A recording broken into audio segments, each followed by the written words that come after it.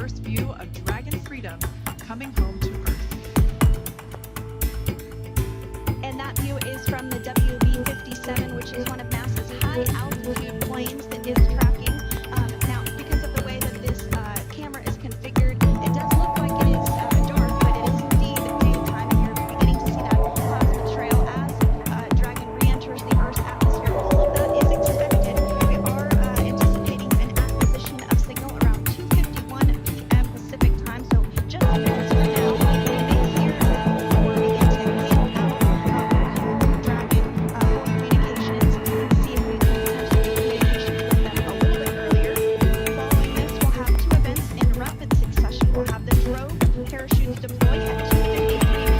Pacific, followed by the mains just 1 minute later at 2:54 p.m. Pacific time, ahead of the splashdown at 2:57 p.m. Pacific time off the coast of Tallahassee, Florida.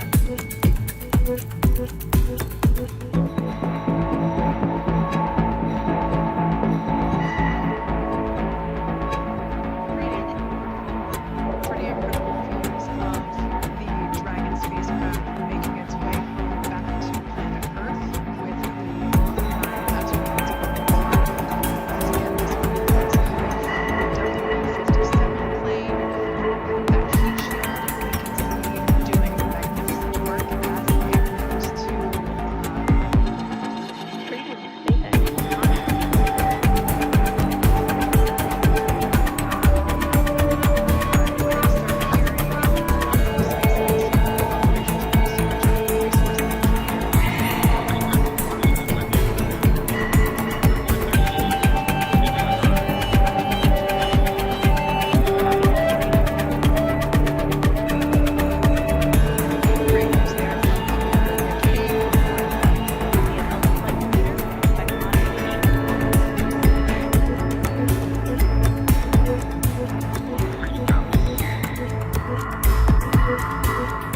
like we said before, things moving very quickly as Dragon Freedom makes its way home. Next event coming up, of the drogue parachutes. This one is around 10,000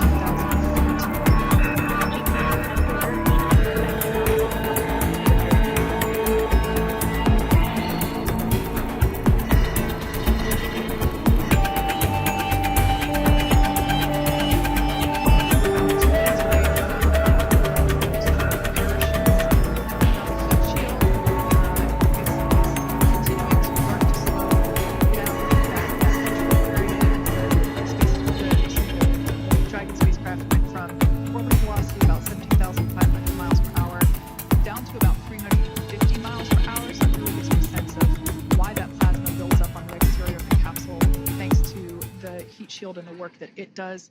Those drogue parachutes will slow it down from 350 to about 119 miles per hour. We can see 15 kilometers. Brakes for drogue window.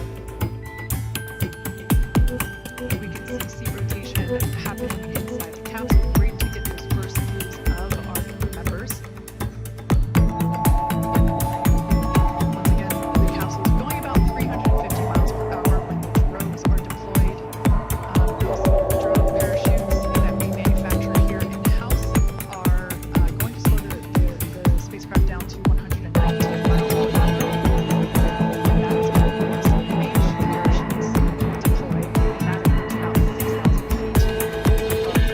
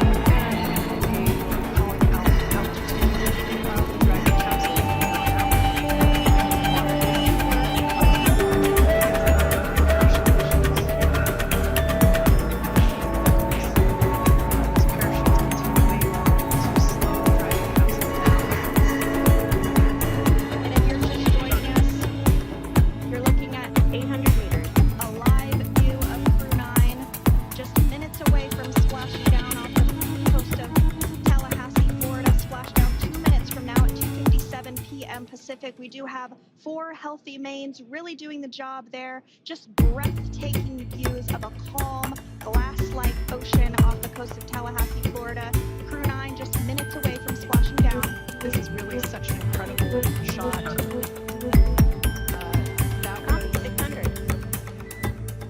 That was a live view from our recovery vessel, Megan, which is stationed a couple miles away from the splashdown site. You can see the crew there using their restraints as resting places for their arms.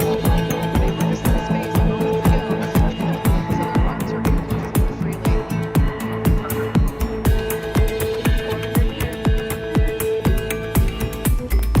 This is a gorgeous bluebird day here that we have for the splashdown of Crew 9. It's incredible to think that the Dragon capsule just minutes ago was over 17,000 miles per hour, and now gently coasting to a soft splashdown. As you can see there on your screen, continuing to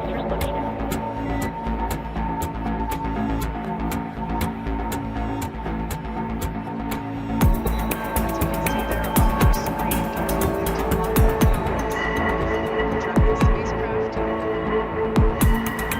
stand by for a splashdown located in the Gulf of America off the coast of Tallahassee.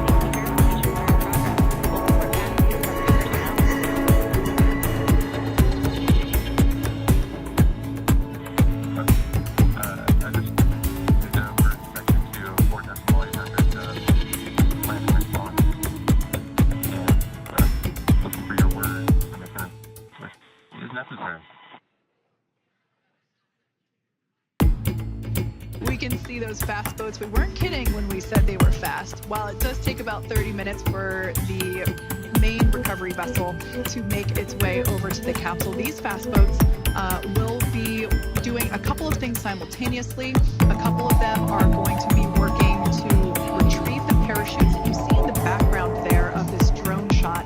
Those parachutes will be retrieved from the ocean surface. We want to make sure we are able to pull those out. The recovery vessel there closest to the spacecraft is going to be performing some safety checks.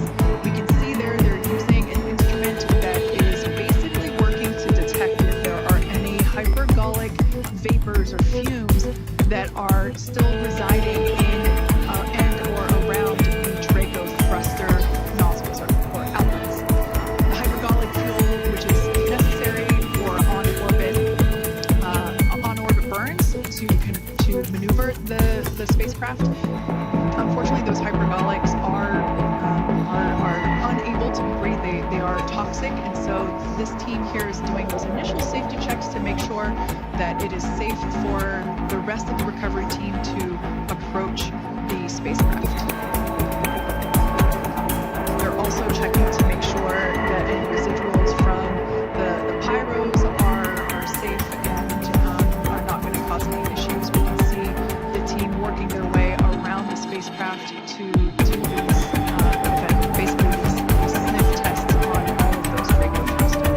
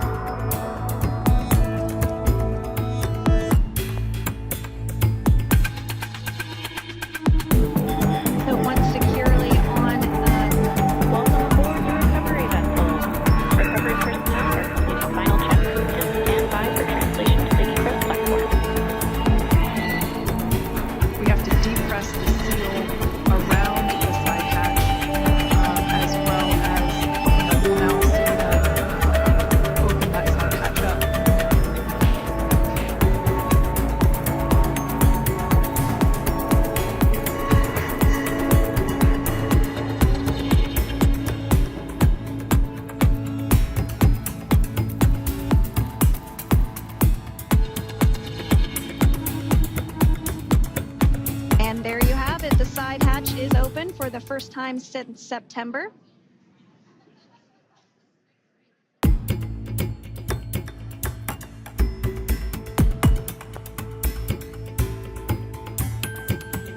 We are standing by for that egress.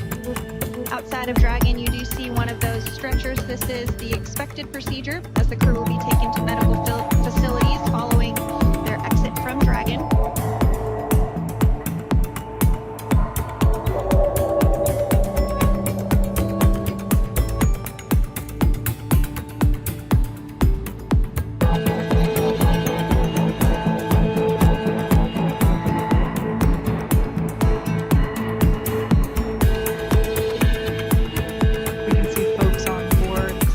As our first crew member. And that is NASA astronaut Nick Hague, commander of Crew 9. Now out of Crew Dragon Freedom. Some smiles, thumbs up, and a wave. Can't get any better than that. Yeah, that is one happy camper, that's for sure.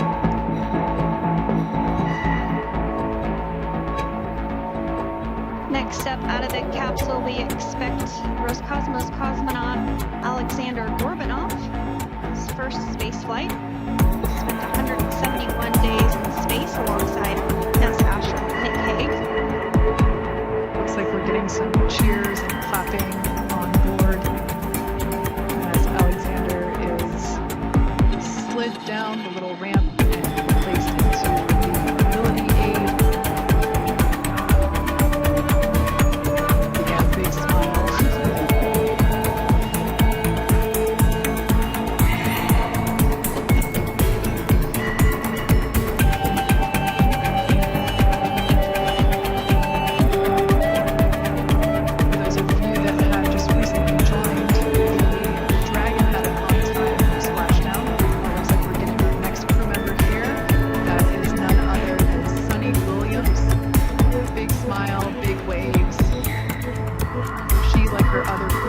Now will be assisted onto mobility aid.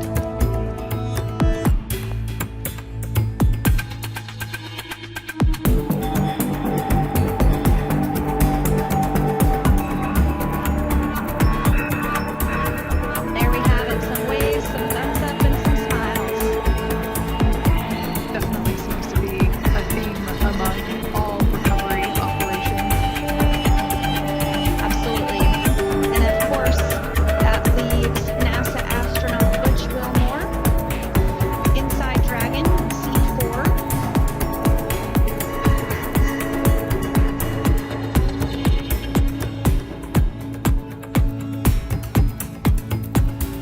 We're getting some views of him now as he egresses or exits the spacecraft.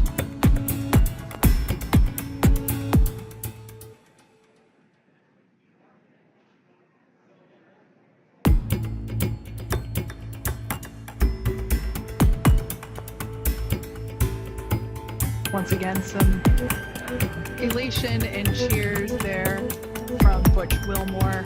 As we mentioned before, returning to Earth coming from a microgravity environment can wreak havoc on the body. So it is customary and just standard procedure for all of our long-term space residents to get assistance once they are back on board.